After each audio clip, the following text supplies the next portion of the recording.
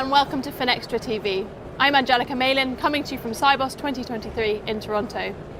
Today we're talking about the evolution of sanctions screening, and I'm joined by Sophie Lagouanelle from LexisNexis Risk Solutions. Sophie, thank you so much for joining me today. Thank you, Angelica. The last 18 months have seen incredible surges in the sanction landscape. How has this impacted compliance teams?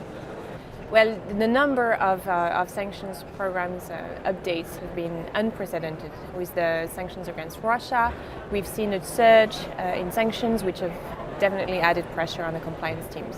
Just to give a few numbers, just in 2022, the number of net new sanction entities targets against which you need to screen have been multiplied by more than 10 compared to the year before. And we're looking at the US, UN, EU, UK lists alone. So when you have 5,000 new names to process, and the changes that have been pushed in rapidly, there's definitely been increased pressure for the teams, for the compliance teams, pressure to apply the new sanction entities in production, stop the assets in real time that would go to these entities, and then of course managing all the alerts that come with it. So it's added pressure, clearly. And how has that increase in transaction volumes and real-time payments actually impacted the financial institutions? Well, there's been a combination. So the need to screen more transactions, definitely cross-border, but we also see a lot of countries in which the domestic payments now are required to be screened in real time.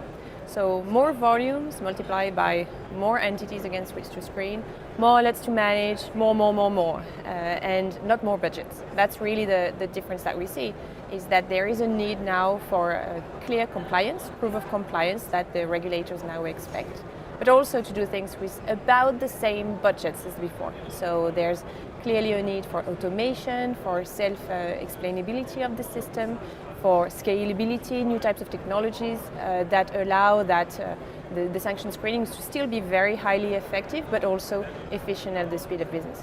Sounds like there's lots of new challenges ahead. And what about some of the newer regulatory requirements? Can you walk me through some of those? Well, we clearly see added scrutiny from regulators all over the planet.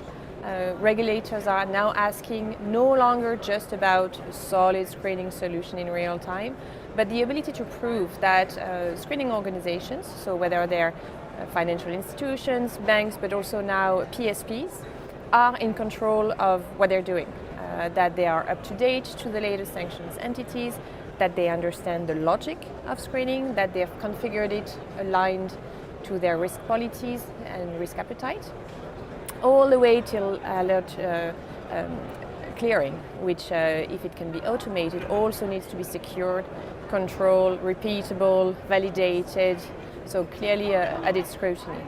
We also see a big focus on the prevention of circumvention.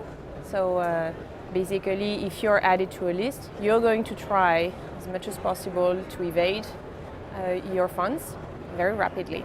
And the regulators are now looking at what, as an organization, do you put in place to prevent those circumvention attempts. So do you have your list implemented fast enough? Do you actually rescreen transactions to make sure that newly added names on the lists haven't tried to get their funds out faster? That's called asset flights. And do you also make sure that you rescreen certain weeks before? And we see that, for example, the latest regulation in the EU and China are asking for retrospective screening and reporting in terms of really getting the picture of what happened before the listed entities were on the list. Lots of important things to consider there. You've talked in the past about the 3 E's of screening excellence, but recently added a 4th one. Can you walk us through each one and why they're important? Sure. At LexisNexis Risk Solutions, we always strive to reach excellence in sanction screenings and help our clients get those best practices in. So we've defined indeed these 3 and now 4 E's. Effectiveness, so being impeccable in your detection in real time of sanctioned entities. Efficiency, do it at the speed of your business, doing it in ways that are smart, that are cost efficient, that allow for your volumes to be processed and the throughput that you need.